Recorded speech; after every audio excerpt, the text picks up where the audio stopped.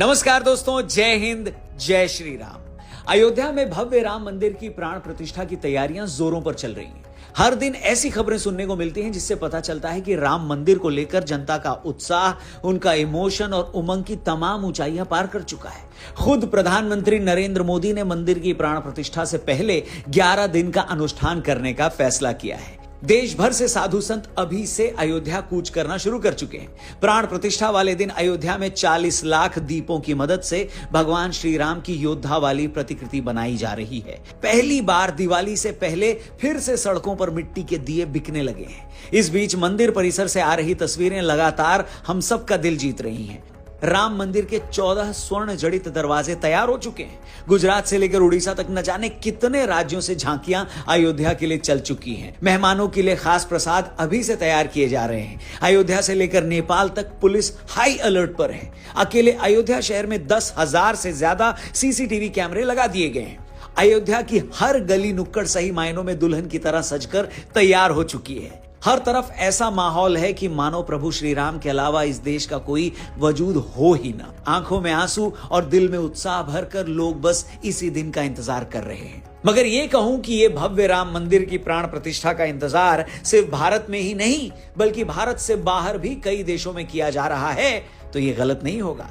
Thailand से लेकर Indonesia तक और श्रीलंका से लेकर साउथ कोरिया तक बहुत बड़ा वर्ग है जो इस दिन का बेसब्री से इंतजार कर रहा है। ये वो देश हैं जहां राम भक्तों की बड़ी तादाद है।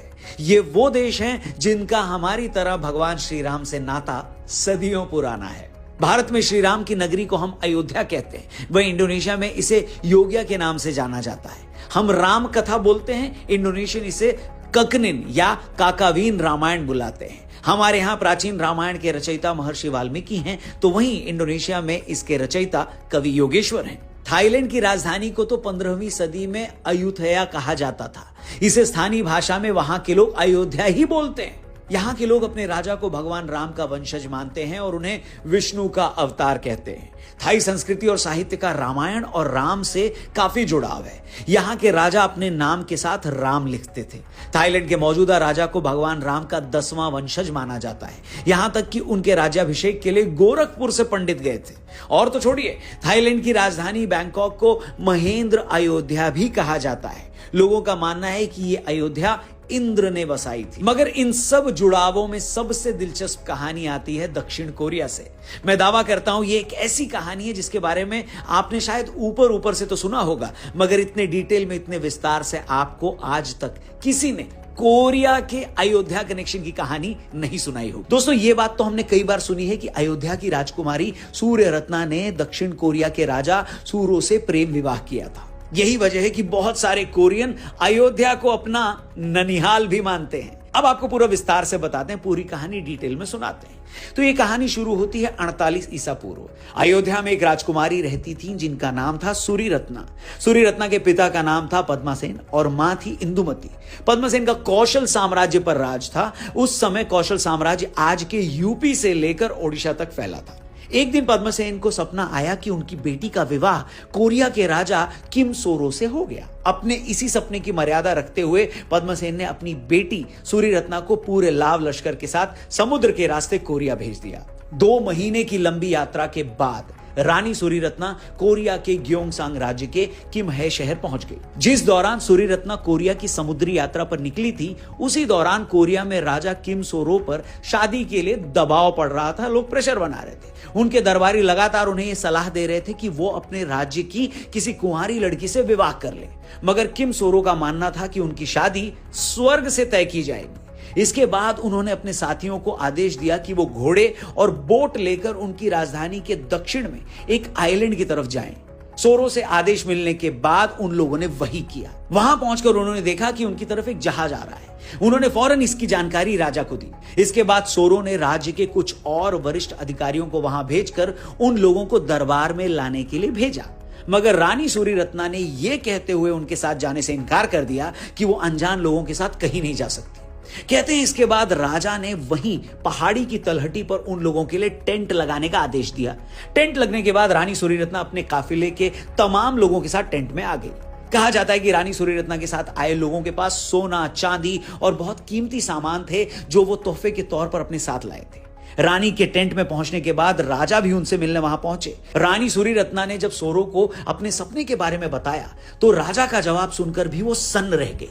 सोरो ने कहा कि उन्हें भी सूरीरत्ना के वहां आने का पहले से ही आभास हो गया था, इसलिए उन्होंने दरबारियों के कहने के बावजूद किसी और से शादी नहीं की।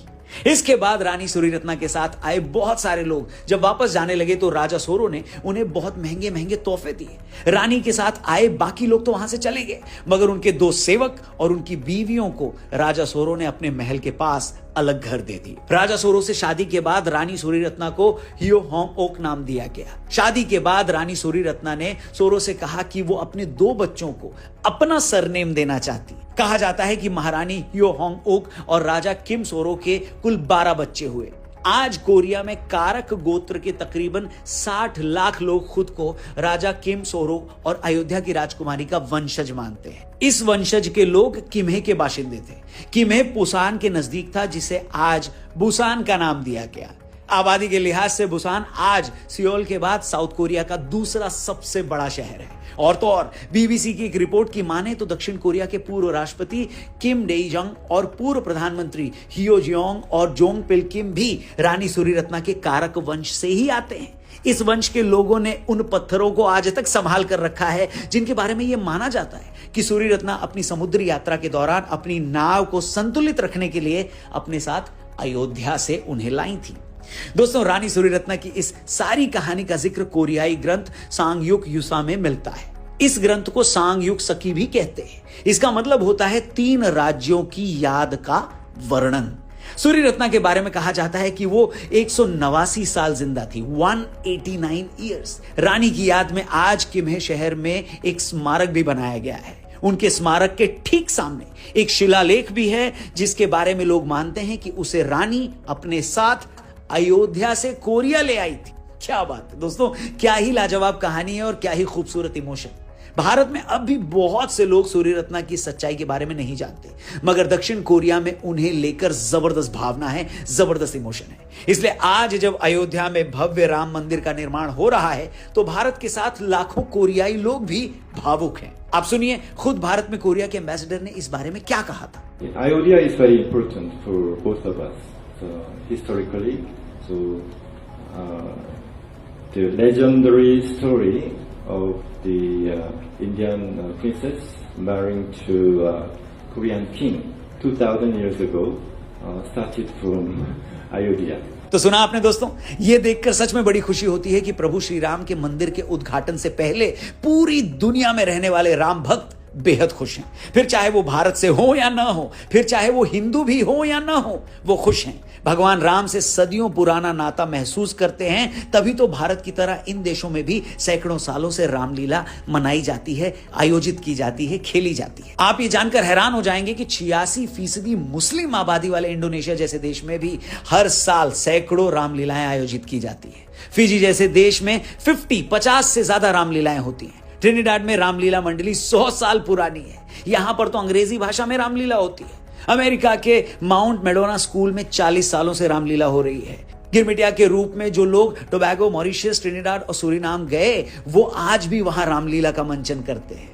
और तो और राम मंदिर की प्राण प्रतिष्ठा से पहले अयोध्या में दुनिया भर से आए तकरीबन 3,500 कलाकार मिलकर रामलीला का मंचन करेंगे। ये सब देखकर और सुनकर मन सचमुच आनंद से भर जाता है। इनफैक्ट आपको भी ये सब सुनकर कितनी खुशी हुई होगी, है कि नहीं? इनफैक्ट आप में से बहुत सारे लोगों ने ये कहानी पहली बार सुनी होगी। क्या रिएक्शन है, क्या फीलिंग है, प्लीज कमेंट सेक्शन में कमेंट करके जरूर बताइएगा। लेकिन साथ ही साथ ये देखकर ना दोस्तों दुख भी होता है कि जहां एक तरफ दुनिया इतनी खुश है, वहीं अपने भारत में ही ऐसे भी लोग हैं जो इनवाइट देने पर, न्योता देने के बाद दर्शन करने मंदिर नहीं जा रहे हैं। बताइए, मैं इस वीडियो का अंत मैं किसी नेगेटिव टोन पर तो नहीं करना चाहता, मगर ये देखकर सचमुच बड़ा दुख होता है। खैर छोड़िए, आज दुख की नहीं खुशी की बात करेंगे। और भारत के अलावा इतने देशों में लोग इस मौके पर खुश हैं, तो इससे सुखद एहसास, इससे बढ़िया फीलिंग और क्या हो सकती है बताइए।